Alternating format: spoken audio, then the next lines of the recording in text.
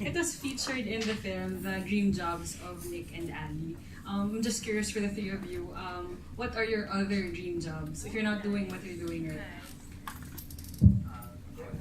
For me, it'd be an author. I've always wanted to be an author. Until now, I still want to be an author. Now, I see, especially because I live in the world of social media now, that, it's all about the cell phones. It's all about the Wi-Fi and the internet. And, I guess times change. I always wanted to be, write a book. I didn't want a electronic book. I wanted, the actual pages and everything. So, now I see it's not the trend anymore. It's not what people use, or even schools using computers now. So one thing I've adjusted it a little bit. My dream now is to be a script writer. So every time I see scripts, I sort of think if that was me writing it, and this was my story, what would I do? So that's my dream. I still want to pursue that. Wait, maybe you can write for one of my films in the future. Yes. And then Why not? Any chance I can get to be part of this production again, I would take it for sure. For me, I've been very vocal about this. My dream, if I wasn't a filmmaker, was to be a professional golfer. So, parang ganun na. Ever since I grew up, that was my bonding with my lolo. We played golf, and up to today I play golf, but I always wanted to be like Tiger Woods, parang ganun, no? So, yun, if I wasn't filmmaking, I would have been a professional golfer. Ako baker or pastry chef. So, nung 1 month leave ko, nag-aral ako ng baking. So, medyo kahit paano on the side na achieve ko naman siya. Any plans of having a baking business? Baka, hindi ko alam. Pag may time na siguro. Sa bahay. Sa bahay, ako. Ano pa lang pinaka-special? Ang hirap kasi baka sabihin niyo parang ang baduy. Ano yung favorite mo? Chocolate cake. Favorite ni Jonathan, chocolate cake. Thank you. And for Gerald, Yes. can you take us briefly to what it's like having a scene with Aga? Because most of your scenes were with him. At the beginning, you really, your mind plays tricks on you when you do scary stuff, or things that oh my gosh, what if he's suplado? You don't know how it's gonna be until you're on set. And from the very first moment I met him was 7 Sundays, and I met him on set, and I met him again at the premiere. And the first time I even said a word to him, other than hello, was at the premiere night of 7 Sundays. I just wanted to shake my hand because my mom's also a fan of Aga Muna. So I just wanted to shake his hand, and I was really scared about going on set. But like Mai, he has that sixth sense as well, I think, where he knows what you're feeling and what you're thinking. And he came up to me and he said, if you want to touch me in the scene, whatever you feel you want to do it. Don't be afraid if you feel it's what your character would do.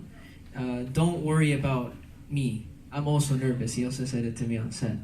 And that really surprised me because, of course, he's so experienced in this craft. So to take you through it, he's one of those people that teaches you without teaching you. There was a point where he just, I don't know, I think pwede siya maging director actually. For me personally, he has that calming presence.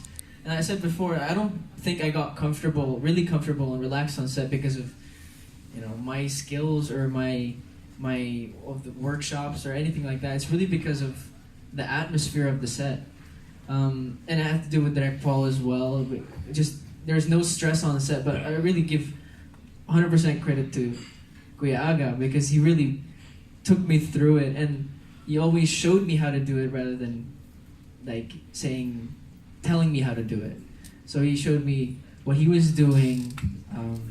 It's weird. I don't really know how to tell you guys. It's the way he reads the script, the way he just holds himself, the way he talks to you. I don't know. He has a weird way of making a connection with you I'm sure many of you, after hearing his answers at the media launch and seeing him on screen, you feel some sort of connection to him as well. You feel like you can walk up to him, and there's no fear.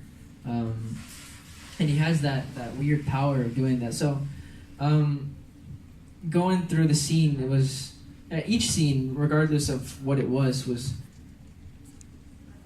real, I guess. So, yeah, he made it very real for me. Thank you. And last, Direk, a quick reaction to what Aga said, that you're the great director. I know, wow, no? I mean, coming from one of the, if not the greatest actor of Philippine cinema history, I think for me, how I just took it was, he enjoyed the process, he enjoyed the character of Nick, and I really developed, honestly, a special, I would like to say, parang, we call each other brother, and so parang it's still kind of surreal, no? But, so parang we had this kind of like brother kind of thing, bro, and it became very parang like I've known him for so long, like he made it feel so real. What Edward was saying, he just exactly again what Edward said. He said it best. He teaches you without teaching, and I learned so much. I said in one of my posts that I'm a better person because of working with him, not just a better filmmaker, because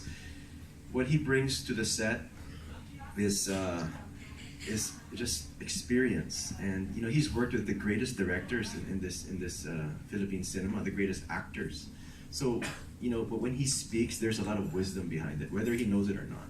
So for him to say that, very humbled, I'm very blessed that someone like an Aga Mulak would compliment me. So thank you, my brother, Aga. Thank you so much for saying that, for believing in me and trusting me, because he was one of those people that when there was a lot of people, saying these things about, of course, you know a lot of my films, in terms of box office, it's okay, it's nothing really, not like the hits maybe of some other the filmmakers here, but I stick to my story, I follow my heart, and I think Aga saw that. That's why he chose to also believe in me, and it just takes one person to believe in you, and your dreams can happen. So Aga, thank you so much, brother, friend.